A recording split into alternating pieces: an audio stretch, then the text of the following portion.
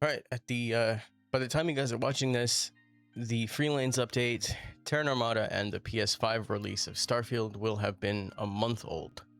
You know, now that I've had some time to sink my teeth into it, I wanted to take a look into things both big and small that I think would really enhance the Starfield experience. I think, you know, I'm coming at this from a very positive perspective. I have a lot of nice things to say about Free Lanes. I have a lot of nice things to say about Terran Armada.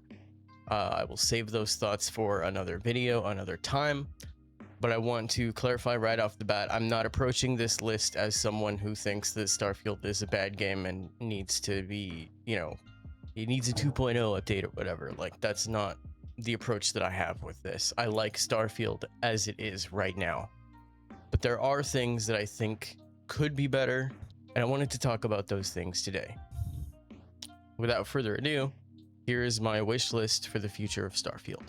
A couple of these are very small gripes. They are probably not things that everybody is going to agree with. I have two very big ones that I'm saving for the end of the video.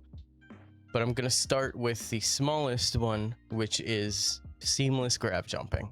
I don't necessarily mean seamless grav jumping in the way that Starfield handled like cruise mode. I don't think that a cruise mode for grav jumping is something the game needs. I think at that point you would just be artificially extending playtime. So that's not what I mean by this. But what I mean is more so when you sit down in your cockpit and grav jump to another system, you run into a dilemma where you get hit with this beautiful blinding flash of colors and then it's pitch black as you hit the loading screen. And then once the loading screen ends, you get flashbang by colors again. I think that Starfield should take the grav jump approach in the same way that they handle hyperspeed or ship travel in Star Wars Outlaws, for example. You know, Star Wars Outlaws, when you leave a planet, it is a loading screen, but it is a loading screen disguised as your ship flying into space. Same thing with like hyperspeed. When you jump into hyperspeed in Star Wars Outlaws, it is a loading screen, but it is seamless. It looks like you are just in hyperspace, you know? I think grav jumping should be the same sort of situation. The loading screen is disguised as the effect of a grav jump. And yes, I know there are mods that do this already. I think that's kind of the point I'm making. Is like, I don't necessarily think that a black screen would be as immersive for the player as actually being able to see yourself grav jump. And I think it's one of those big complaints that players have about Starfield is how many loading screens there are. And I think if even just a couple of those loading screens were a little better disguised or a little thinly painted, it would go a long way to kind of remove some of that criticism, you know. On the topic of ships though, you know, my biggest personal gripe with this game is the ship vendor system. The fact that you can't find every part in one location kind of breaks my heart. I understand for certain ship vendors why they would only have like certain ship parts. It makes sense to me that you go to Hopetown and you can only buy Hope Tech parts. That makes perfect sense to me. But when you go to a place like the Red Mile, or you go to a place like New Atlantis or Sidonia, those ship vendors aren't necessarily sponsored by any particular company. They should have every ship part available to them. It doesn't make sense to me that they don't. I think the idea of having to unlock the ability to build those ship parts in one location by going to that original space, like if you want Hopetown part or Hope Tech parts at this one location where every part is, you have to visit the one in Hopetown. That makes sense to me. That's a nice way to reward the player for exploring your locations and trying something new.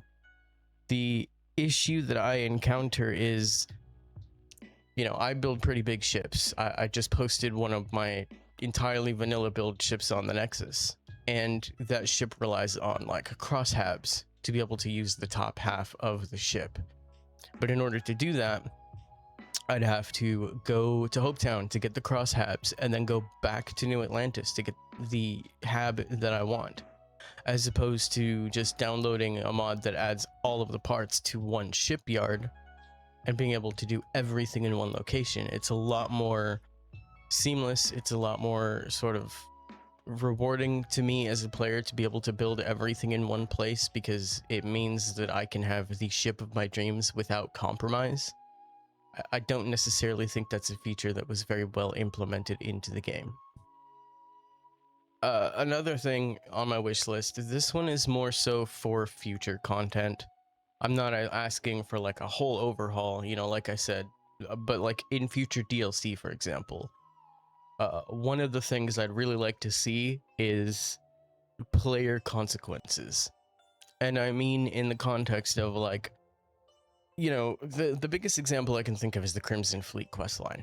Regardless of which ending you choose for the Crimson Fleet questline, nothing really changes. And that bothers me, because the entire logic of Starfield, the entire approach to Starfield is you make the choices that you want to make, and then you can just jump to another universe and see what other choices there are. But when every choice feels the same, when there are no unique outcomes for those choices, it's sort of disappointing. Like I said, I'm not asking for a full overhaul. I'm asking this for new content. I think like the next DLC should have a lot more variety in the things that you can do. If I want to be this really big evil scumbag and do really big evil things, I want consequences for that. I want to be punished for being a bad person or rewarded for being the good guy. I want each different variation of what I do to feel special, so that when I hop into the next universe and I make different decisions, I'm consciously aware of the fact that I'm making different decisions with different outcomes. It's one of the reasons I think I love Mass Effect so much, because I can do a Paragon playthrough, a really good playthrough of the entire trilogy and import my saves across the games, and then do a really bad playthrough and import all of my decisions across the games, and the game becomes an entirely different monster entirely.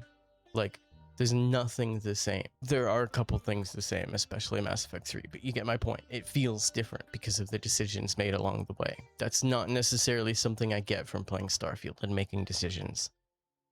I have 3 more gripes, and I'm gonna start with the smallest, least impactful one. I don't like the photo mode system. I think the photo mode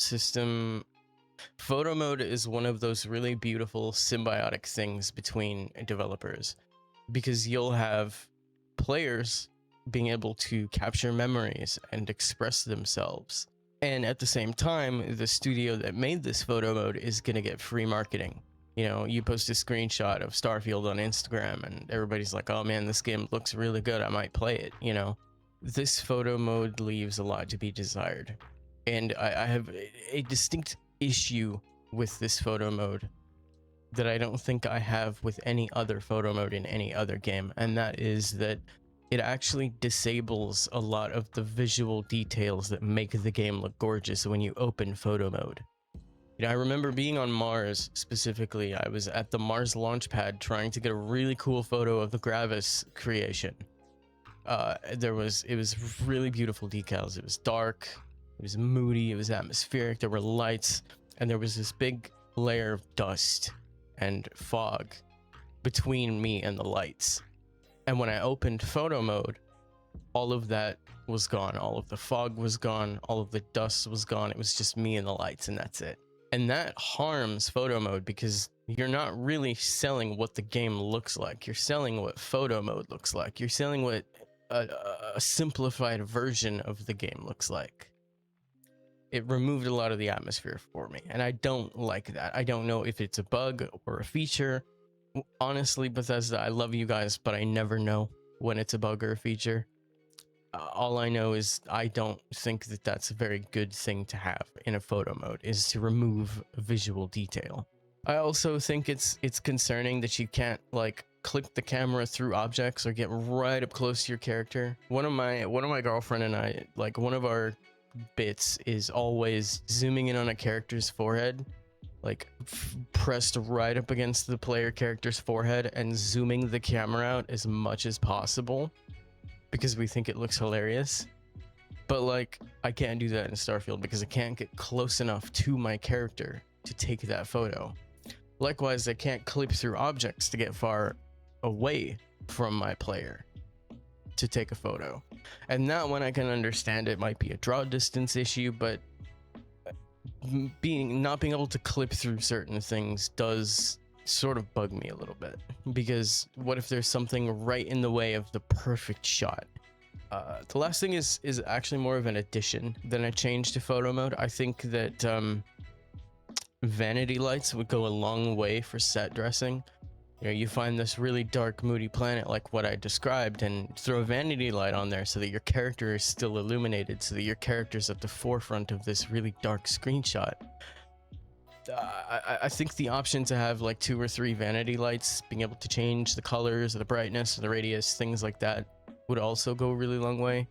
I feel like the gold standard is definitely Cyberpunk 2077's photo mode. I don't think I've ever seen a better photo mode in my life than what Cyberpunk has to offer. A lot of people say developers shouldn't copy other developers. I wholeheartedly disagree. I think that developers should copy the best parts of other developers for the same mechanics that they want to use. And photo mode is one of those things. Like, I want everybody to copy Cyberpunk at the bare minimum. If you can take Cyberpunk and make it better, you absolutely should. But at the bare minimum, Cyberpunk is the gold standard of photo mode.